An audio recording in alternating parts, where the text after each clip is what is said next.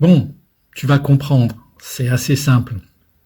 L'introspection, le travail sur soi, en fin de compte, c'est une démarche qui a pour but d'identifier et de comprendre les schémas répétitifs, les phobies, les blocages, les habitudes compensatoires toxiques qui sont en réalité des réponses mal adaptées à des besoins qui sont non comblés. Ça passe par 4 étapes: observation, analyse, intégration et action. Réaction, comportement. Voilà. Ça fait d'ailleurs partie, ce sont les 4 piliers de la méthode MEOS. Et on les complète naturellement par de la thérapie. Alors comment ça marche en détail? L'observation, ça consiste à prendre conscience de ce qui est présent à soi, ce qui se présente le moment venu quand on est dans une situation de mal-être. Ça consiste à observer ses émotions, ses pensées, ses réactions comportementales et physiologiques, sans jugement. Voilà. Et aussi de noter les éléments déclencheurs de ces différentes situations. Voilà. Écouter les signaux du corps, être attentif aux sensations physiques dans ces situations de mal-être, se connecter au soi, à l'enfant intérieur, si c'est possible, pour essayer de comprendre ce qui se joue pour eux, quel est l'enjeu à ce moment-là. Le but de l'observation, c'est d'aider à ouvrir la voie vers l'identification des besoins non comblés. Voilà. La question, c'est qu'est-ce qui se joue en moi en ce moment, dès lors que je suis dans une situation de mal-être. Et ça peut se faire à froid, bien évidemment.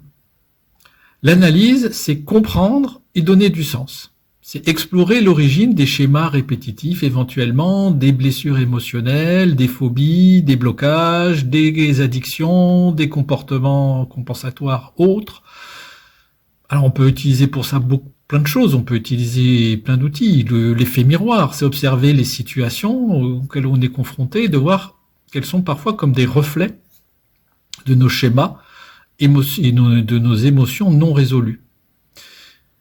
Identifier les croyances limitantes et leur impact sur nos vies, pour mieux les reprogrammer. Relier le passé et nos expériences au comportement actuel, travaillant sur une forme de chronologie de vie, pour une problématique donnée. Nos schémas sont souvent des réponses aux besoins non nourris, mais dans le passé. Voilà. Donc il faut clarifier les besoins émotionnels qui ne sont pas comblés. Le but de l'analyse, c'est d'aider à comprendre que nos comportements répétitifs sont des stratégies mal adaptées pour combler des besoins émotionnels fondamentaux. Et l'analyse nous amène ainsi à la phase de transformation, à l'intégration. Elle répond en fin de compte, cette analyse, à la question qui est quels sont mes besoins émotionnels qui sont non comblés en moi et comment mes schémas répétitifs, mes schémas compensatoires toxiques répètent-ils ces manques. Voilà, mes croyances limitantes également. Donc ensuite vient la phase d'intégration, c'est la reconnaissance, l'acceptation, la responsabilisation, l'alignement et la pose d'une intention. Voilà. Donc dans la phase d'intégration, on va accepter ce qui se présente en nous, sans jugement, sans résistance. On va être responsable par rapport à ce qui se présente. On va apprendre à lâcher prise sur ces anciens schémas qui ne nous servent plus, lâcher prise sur ces croyances, prendre de la distance avec ces croyances limitantes, les reprogrammer, aligner ses actions, ses pensées, ses émotions avec cette prise de conscience, et poser des intentions claires, définir ce que l'on souhaite incarner dans notre vie, ce que l'on veut vivre, là où on veut aller, la manière dont on veut évoluer. Voilà. Le but de l'intégration, ça consiste à accepter, à guérir ses blessures, bien sûr, à transformer les croyances limitantes, à s'aligner avec sa véritable essence, qui est nous, dépourvus de nos conditionnements. Les conditionnements étant ces fameuses croyances limitantes, ces schémas compensatoires toxiques, etc. L'intégration, c'est aussi le moment de poser donc une intention pour la transformation future et définir les nouvelles actions à mettre en place. Voilà, la question c'est comment je peux faire la paix maintenant avec cette part de moi qui ne me convient plus, qui est nocive pour moi, nocive pour les autres, et vivre plus en harmonie avec qui je suis au fond réellement. Voilà. Donc après, on arrive à la phase finale de l'introspection qui est l'action. Voilà. On met en place des changements concrets et durables. Ça passe aussi par des routines comportementales. C'est-à-dire qu'on va intégrer des pratiques quotidiennes qui nourrissent nos intentions, nos valeurs débarrassées, et nos critères anciens étant débarrassés. Avoir des attitudes nouvelles comme la gratitude, la méditation, ou simplement l'observation de règles simples comme les accords Toltec, ces fameux accords, et que ta parole soit impeccable, ne fais jamais de suppositions, etc., etc. Voilà. Il s'agit de poser des actes aussi au quotidien qui soient alignés avec notre nouvelle intention, notre nouvel objectif de vie, nos nouvelles aspirations profondes de vie. Donc on met en place quotidiennement aussi des pratiques. Donc on fait preuve de plus de conscience dans ses actions, ses paroles et ses réactions. Maintenant qu'on a mis de la conscience là-dessus, normalement, il s'agit de rendre tout ça automatique. Le but de l'action, en fin de compte, de cette phase d'action, entre les prises de conscience et les nouvelles habitudes, c'est plutôt, c'est le rôle de l'ancrage. L'action va permettre d'ancrer la prise de conscience par les nouvelles habitudes dans la réalité. Elle va permettre de cultiver, en d'autres mots, le changement durablement grâce à des comportements qui soient alignés. Et ça, quotidiennement. La question de la phase d'action, c'est quelles sont les actions concrètes que je peux maintenant mettre en place pour aligner ma vie avec mes nouvelles aspirations. Voilà. Alors naturellement, au fil de ces 4 phases, là où quand il s'agit d'identifier, vous vous doutez bien qu'il s'agit de faire parfois remonter des contenus inconscients, etc.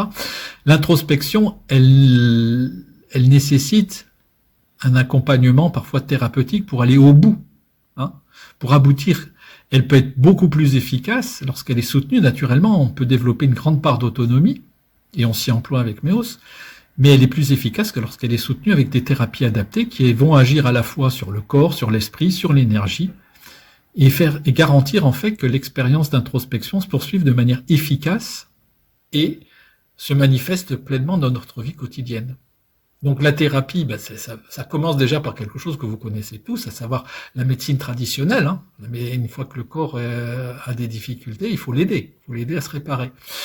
Et elle aide aussi à travailler sur la gestion du stress et des troubles physiques qui sont en lien avec les émotions, la médecine traditionnelle.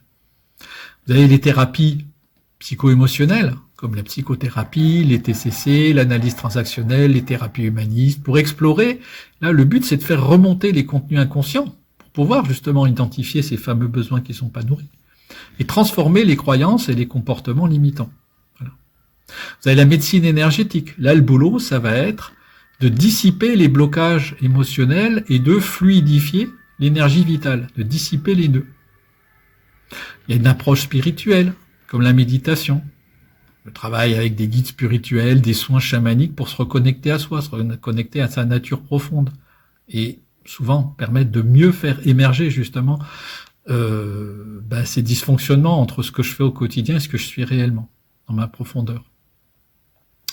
Il y a des approches purement corporelles, comme le yoga, les massages, pour libérer des tensions et intégrer les prises de conscience émotionnelles. C'est quelque chose qui marche bien aussi. Puis vous avez aussi des pratiques créatives, comme l'art-thérapie, la danse-thérapie, l'écriture thérapeutique, pour permettre d'exprimer justement, de faire remonter ces émotions qui ont été refoulées. Et les émotions refoulées, c'est souvent de la somatisation, etc. Et c'est toujours lié justement une émotion ancienne à un besoin qui, dans le passé, n'a pas été nourri correctement. Voilà. Donc, si on résume, sans observation, on ne sait pas quoi changer.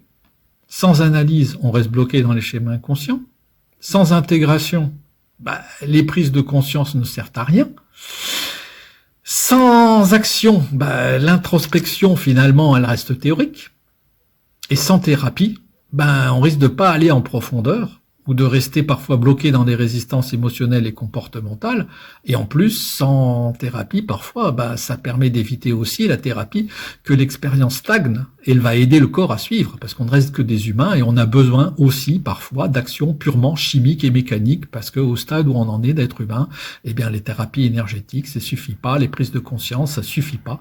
Même si on l'a vu, tout cela, c'est très important et tout cela, c'est très complémentaire. Donc, la démarche holistique, c'est ça. C'est une prise en compte globale. Ça passe par tout ça. Le travail d'introspection, c'est ce que je viens de vous décrire. C'est un cycle. Plus on applique, plus on évolue et plus on va vers le mieux-être. Voilà. Bon, c'est pas si compliqué en somme, hein.